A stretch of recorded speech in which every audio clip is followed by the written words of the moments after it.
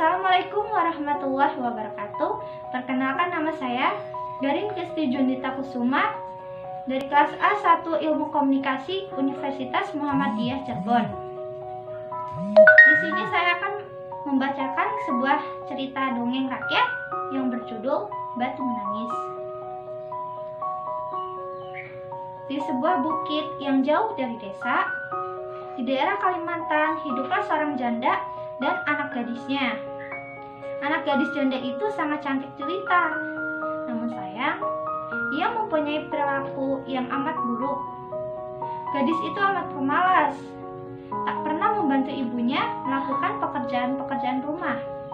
Kerjaannya hanya bersolek setiap hari. Selain pemalas, anak gadis itu sikapnya manja sekali. Segala permintaannya harus dituruti.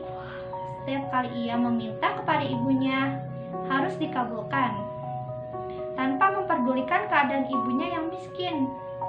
Setiap hari harus membanting tulang mencari sesuap nasi.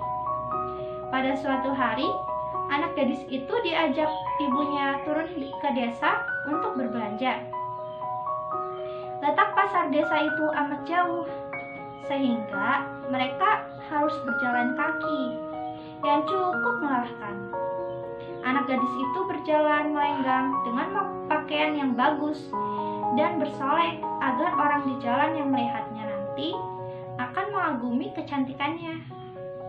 Sementara ibunya berjalan di belakang sambil membawa keranjang dengan pakaian sangat dekil. Karena mereka hidup di tempat terpencil, tak seorang pun mengetahui bahwa kedua perempuan yang berjalan itu adalah ibu dan anaknya. Ketika mereka mulai memasuki desa, orang-orang desa memandangi mereka. Mereka begitu terpesona melihat kecantikan anak gadis itu.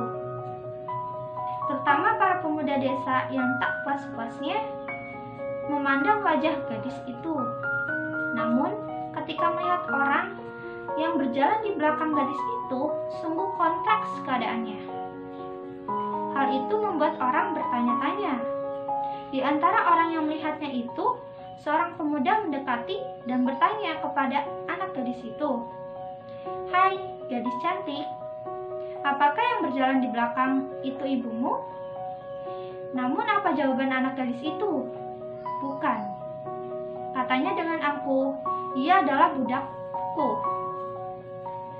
Kedua ibu dan anak itu kemudian meneruskan perjalanan. Tak seberapa jauh, mendekati lagi seorang pemuda dan bertanya kepada anak gadis itu, "Hai manis, apakah yang berjalan di belakang itu ibumu?" "Bukan, bukan," jawab gadis itu dengan mendongakkan kepalanya. "Ia adalah budak." Begitulah setiap gadis itu bertemu dengan seseorang di sepanjang jalan yang menanyakan perihal ibunya. Selalu jawabannya itu, ibunya diperlakukan sebagai pembantu atau budaknya. Pada mulanya mendengar jawaban putrinya yang durhaka itu ditanya orang, si ibu masih dapat menahan diri.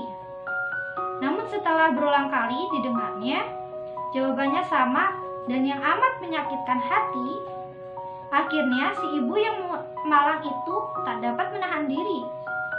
Si ibu berdoa, "Ya Tuhan, hamba tak kuat menahan hinaan ini. Anak kandung hamba begitu teganya memperlakukan diri hamba sedemikian rupa. Ya Tuhan, hukumlah anak durhaka ini, hukumlah dia." Atas kekuasaan Tuhan yang Maha Esa, perlahan-lahan tubuh gadis durhaka itu berubah menjadi batu. Perubahan itu dimulai dari kaki. Ketika perubahan itu telah mencapai setengah badan, gadis itu menangis memohon ampun kepada ibunya. "Oh, ibu, ibu, ampunilah saya. Ampunilah kedurhakaan anakmu selama ini. Ibu, ibu, ampunilah anakmu." Anak gadis itu terus meratap dan menangis, memohon kepada ibunya. Akan tetapi, semuanya telah terlambat. Seluruh tubuh gadis itu akhirnya berubah menjadi batu. Sekalipun menjadi batu, namun orang dapat melihat bahwa kedua matanya masih menitikkan air mata, seperti sedang menangis. Oleh karena itu, batu yang berasal dari gadis itu mendapatkan kutukan ibunya itu disebut batu menangis. Demikian cerita legenda ini yang oleh masyarakat setempat dipercaya bahwa kisah ini benar-benar terjadi. Barang siapa yang mendurhakai ibu kandung yang telah melahirkan dan membesarkan kita, pasti perbuatan laknatnya itu akan mendapat hukuman dari Tuhan yang Maha Kuasa. Cukup sekian dan terima kasih. Kurang lebihnya saya mohon maaf. Wabillahi taufiq wal hidayah. Wassalamualaikum warahmatullahi wabarakatuh.